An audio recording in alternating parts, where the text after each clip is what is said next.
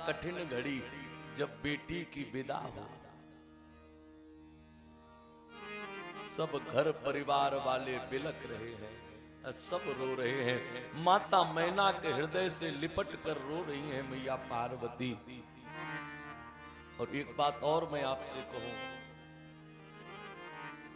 बेटी की विदा हो, घर परिवार के सब आपको ढूंढे मिलेंगे, केवल कोई नहीं मिलेगा तो पिता बाबूजी आपको नहीं मिल सकते। माता पार्वती बार बार इधर उधर देखें, आज बाबूजी दिखाई नहीं पड़ रहे, आज कहां चले गए। घर के कोने में पिता बैठा बैठा रोता है। देखो पिता की स्थिति ऐसी बन जाती है उस समय, पिता किसी के सामने सकुच के कारण बेचारा रो भी नहीं पाता, एकांत में बैठा बैठा रोता है वो पिता, आज मेरा हृदय का टुकड़ा मुझसे दूर जा रहा है।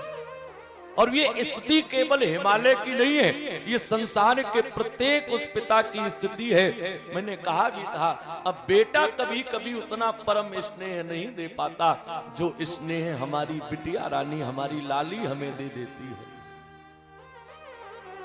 घर सूना हो जाता है जब वो बेटी जाती है।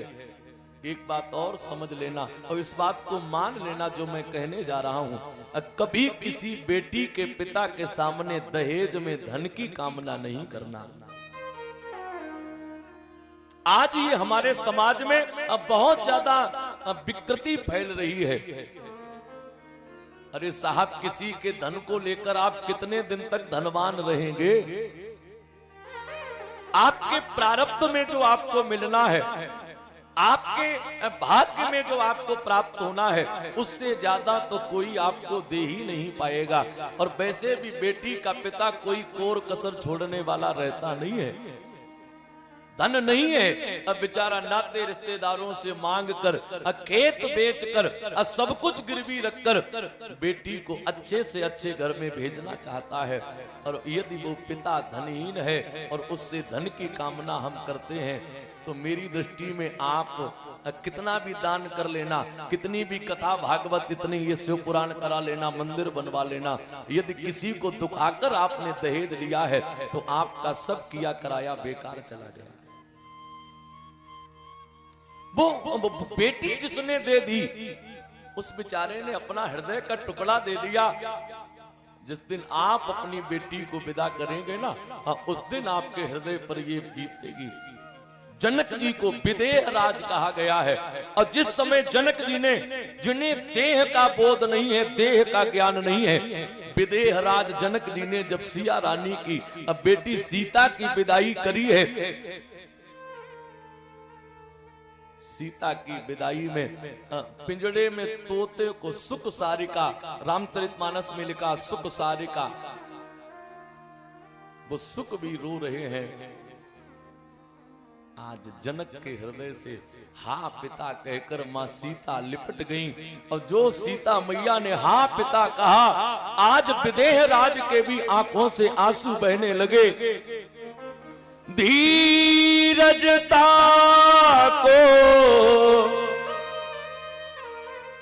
देखो मेरा उद्देश्य आपको रुलाना नहीं है, लेकिन ये संवाद ही ऐसा है। मैं देख रहा हूं कई माताएं और कई भाई, आज माताएं अपने बाबूजी की याद कर रही हैं और भाई अपनी बेटियों की याद में आंखों में आंसू आ रहे हैं। धीरजता को धीरज भागी रहे कहावत परम विरागी। अभी जिनके घर में बेटियां छोटी छोटी हैं, वो बेटियां हर पल बाबूजी के आने की राह देखती हैं। और जिस दिन वो बेटियां चली जाती है ना, कोई पानी की पूछने वाला नहीं है। कोई बेटी, देखो इतना गंभीर इन माताओं को बनाया है। कभी कभी समाज में आप देखना, अब बेटी को कितना भी कष्ट ससुराल में भले ही मिल जाए, पति मन के अनुरूप न मिले, ससुराल वाले मन के अनुरूप न मिले, और फिर भी पिताजी पूछें सब ठीक है, सो बेटी अपने दुख को हृदय में छिपाकर और पिता के सामने हंसकर ही बोलती है, अब बाबूजी आप चिंता न करो, सब अच्छा ही है। क्यों? मेरे दुख को सुनकर मेरे पिता सह नहीं पाएंगे। आज हिमालय राज से बार बार हाथ छुड़ाया जा रहा है, लेकिन हिमालय चाह कर भी ये मन नहीं हो पा रहा कि बेटी से हाथ अपना अलग करें। हाथ को छुड़ाकर जिस समय कोने में बैठ गए और पार्वती मैया को डोली में पालकी में बैठाया गया। आज मैया पार्वती भी पालकी में बैठकर बिलक रही है। ये पिता और पुत्री का प्रेम है।